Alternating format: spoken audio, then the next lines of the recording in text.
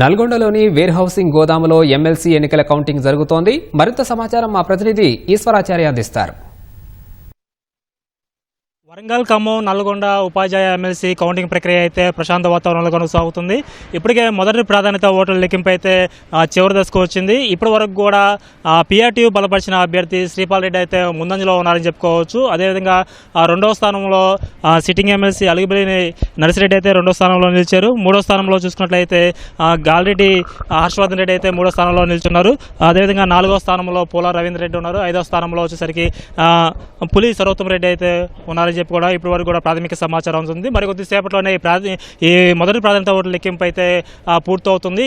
కాసేపట్లోనే ఇక్కడ ఆర్ఓగా ఉన్నటువంటి ఇలా త్రిపాఠి అయితే ఈ పోలింగ్ వివరాలన్నింటినీ ఈ కౌంటింగ్ సంబంధించినటువంటి ఈ ఫలితాలను కూడా కాసేపట్లో వెలువరించే అవకాశం ఉంది. అయితే ఇప్పటి వరకు కూడా ఉదయం నుంచి కూడా ఉదయం 8 గంటల సమయానికి ప్రారంభమైనటువంటి కౌంటింగ్ ప్రక్రియ అయితే ఉదయం మొత్తం కూడా సుమారు 3 గంటల పాటు అయితే ఈ బండిల్స్ కట్టే ప్రక్రియ అయితే కొనసాగింది. మధ్యాహ్నం 12 గంటల తర్వాత నుంచి కూడా ఈ మొదటి ప్రాధాన్యత ఓట్ల లెక్కింపు అయితే కొనసాగుతుంది. అయితే ఇప్పటి వరకు కూడా ఈ మొదటి ప్రాధాన్యత ఓట్ల లెక్కింపే కొనసాగుతుంది. మరొక టేబుల్లో ఒక 120 పైగా ఈ బ్యాలెట్ పత్రాలు కౌంటింగ్ చేస్తుంది. అయితే ఈ మొత్తం కౌంటింగ్ అయిపోగానే ఇక్కడ ఉన్నటువంటి ఆర్ఓ ఇలా త్రిపాఠి అయితే మొదటి ప్రాధాన్యత ఓట్లు ఎవరికి ఎన్ని వచ్చాయనేది అధికారికంగా ప్రకటించే అవకాశం ఉంది. అయితే ఇప్పటివరకు ఉన్న సమాచారం మేరకు అయితే దీంట్లో మూడు ఉమ్మడి జిల్లాలకు సంబంధించి పీఆర్టీయూ బలపరిచిన అభ్యర్థి శ్రీపాల్ రెడ్డి అయితే ముందంజలో ఉన్నారన్నట్టు కూడా ఇక్కడ అధికారులు చెప్తున్నారు. కాసేపట్లోనే అధికారిక ప్రకటన వచ్చే అవకాశం ఉంది.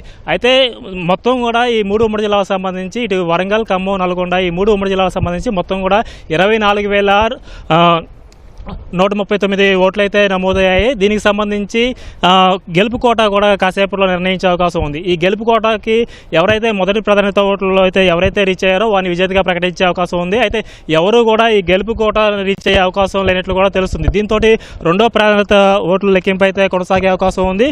అట్ ది సేమ్ టైం దీంతో పాటు ఎలిమినేషన్ కార్యక్రమం కూడా కొనసాగే అవకాశం ఉంది. అయితే మొత్తం కూడా 19 మంది అభ్యర్థులు పోటీలో ఉన్నారు. ఈ 19 మంది అభ్యర్థుల్లో మొదటగా చూసుకున్నట్టయితే పీఆర్టీయూ బలపరిచినటువంటి శ్రీపాల్ రెడ్డి అయితే ముందంజలో ఉన్నారు. రెండో స్థానంలో అలుగుబెల్లి నర్సిరెడ్డి ఉన్నారు. మూడో స్థానంలో వచ్చేసరికి గాలిరెడ్డి హర్షవర్ధన్ రెడ్డి ఉన్నారు. నాలుగో స్థానంలో పోలా రవీంద్ర, ఐదో స్థానంలో పులి సర్వోత్తమ రెడ్డి, తర్వాత సుందర్రాజు, ఇలా మిగిలిన స్వతంత్ర అభ్యర్థులు వరుస కాసేపట్లోనే మొదటి ప్రాధాన్యత ఓట్ల లెక్కింపు అనేది అధికారికంగా వెలువరించే అవకాశం ఉంది. అయితే ఈ గెలుపు కోట సంఖ్య అనౌన్స్ చేసిన తర్వాత రెండో ప్రాధాన్యత ఓట్ల లెక్కింపుకి వెళ్ళే అవకాశం కూడా ఉంది.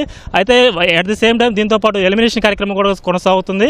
అయితే అనూహ్యంగా అయితే ఇప్పటివరకు కూడా ఈ పోటీలో అయితే 4 అభ్యర్థులు ఉన్నారని అనుకున్న సమయంలో అనూహ్యంగా ఈ పిసిసి అధికార ప్రతినిధి అదేవిధంగా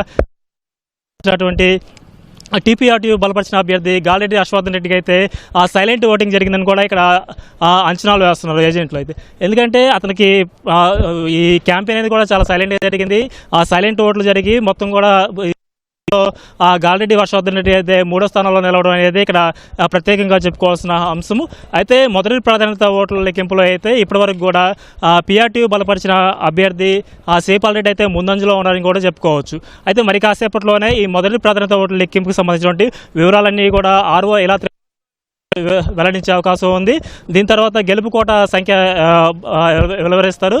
ఆ తర్వాత రెండో ప్రాధాన్యత ఓట్ల లెక్కింపు అయితే కొనసాగుతుంది. ఇది ఇక్కడ ఉన్న తాజా సమాచారం. Over to you.